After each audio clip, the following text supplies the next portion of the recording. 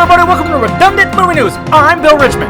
And I'm Tom Monaghan. We have breaking news that a disgruntled fired employee from Warner Brothers claims that Warner Brothers has no idea what they're doing, and the Wonder Woman movie is a complete mess. Here we go again, Bill. Indeed, Tom. We still have 10 months until Wonder Woman comes out, and we're already getting claims that the movie is going to be dogged by critics. What I want to know, Bill, is how he already saw a cut of the movie, given it's so far away from its release. You're on top of it today, Tom. Director of Wonder Woman Patty Jenkins went to the Twitter sphere to let everyone know that the whole letter is false and that the real truth will be time, and points out how lame it is that something so transparent has received this much traction. Maybe she's the one that fired this employee, Bill. Now you sound like yourself again, Tom. Warner Bros. Has said nothing about these claims and will most likely say nothing at all. Mum's the word, Bill.